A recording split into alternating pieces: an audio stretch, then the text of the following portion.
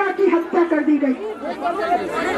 लेकिन अब तक हमारी पुलिस की जो कार्यवाही है दीका के मामले में, 2.5 महीना से ज्यादा समय बीत गया है, पुलिस ने चार्जशीट दाखिल नहीं किया है, पुलिस ने उस स्कूल के प्रिंसिपल को गिरफ्तार नहीं किया है, पुलिस ने बाकी अपराधियों को पकड़ने की कोई कोशिश नहीं की है। लेकिन दीका की मां जो न्याय के लिए लड़ रही है अब तक, उसको धमकियां दी जा रही है। उसको बड़े बड़े सरकार से जुड़े हुए जदयू के नेता लोग जाकर के धमकियां दे रहे हैं कि चुप हो जाओ, कुछ नहीं कर पाओगी। तो क्या यही गरीबों के लिए काम है इस सरकार का कि जब न्याय की मांग उठाती है महिलाएं तो उनको धमकियां दी जा रही है, जब न्याय के लिए आवाज उठाती है तो सरकार, पुलिस वाले, प्रशासन वाले, तमाम लोग अपराधियों के बचाव में लग जाते हैं। इसलिए बहनों, हम लोग अब चुप नहीं बैठेंगे, सरकार को चुप्पी तोड़नी होगी। नीतीश कुमार से हम लोग जवाब लेंगे कि बिहार की गरीब लड़कियों पर यह अन्याय अत्याचार बर्दाश्त नहीं किया जाएगा। हमने अपनी बेटियों को सरकार के संरक्षण में सौंपा है। आवासीय विद्यालय सरकार चलाती है, सरकार उसकी गार्जियन है, और सरकार के गार्जियनशिप में मुख्यमंत्री जिस सरकार को चला रहे हैं, उस सरकार के गार्जियनशिप में अगर हमारी बेटियों पर बलात्कार हो रहा है, सामूहिक हत्याएं हो रही है और सरकार चुप रहेगी, तो ये बर्दाश्त करने वाली चीज नहीं है। इसके खिलाफ हम लोग लड़ेंगे।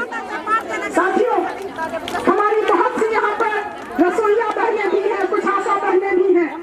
हम लोगों ने इस सवाल को भी उठाया है, लगातार हमारा रसोइया संघ इस सवाल पर लड़ रहा है कि बिहार के भीतर जो इतना काम लिया जाता है रसोइया से, लेकिन मानदेय के नाम पर पहले 1000 मिलता था।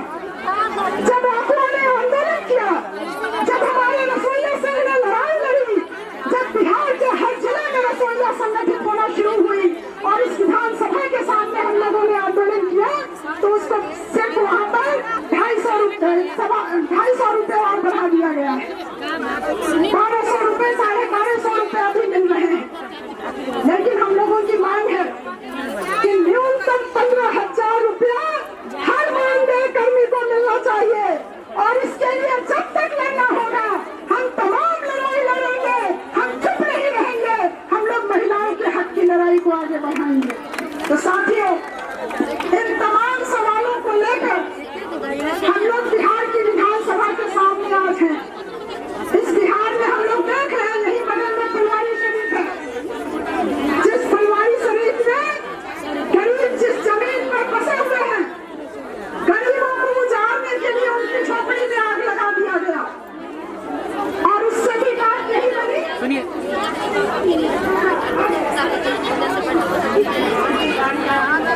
जब उससे भी वहाँ के गरीब नहीं डरे, तब वहाँ एक महिला पर 10 गुंडों ने मिलकर, जदयू के गुंडों ने मिलकर सामूहिक बलात्कार किया, और इसके खिलाफ जब हमारी पार्टी के साथ मिलकर के उस महिला ने न्याय की लड़ाई शुरू की, तो यही गर्दनीबाग थाना है जहाँ पर 3 दिन तक उस महिला को थाने के भीतर रखा गया और इतना दबाव डाला गया, इस तरह की धमकियां दी गई कि उसको बयान बदलवा लिया पुलिस ने। हम लोगों ने देखा कि ये जो पुलिस की कार्रवाई है, जिस तरह से पुलिस खुला काम कर रही है, कि हमारी महिला साथी बताएंगी कि किस तरह से झूठे आरोप में गरीब को पकड़ लिया गया और पीट करके उसकी हत्या कर दी गई।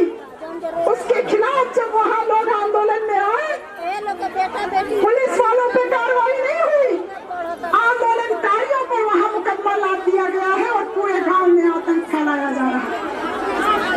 तो ये सरकार नाम तो गरीब का लेती है, लेकिन इसका काम बिहार के भीतर जो ताकतवर लोग हैं, जो अपराधी हैं, जो सामंती ताकतें हैं, उन्हीं सामंती ताकतों की रक्षा में ये सरकार लगी हुई है, उन्हीं अपराधियों के बचाव में इनका पूरा प्रशासन तंत्र लगा हुआ है।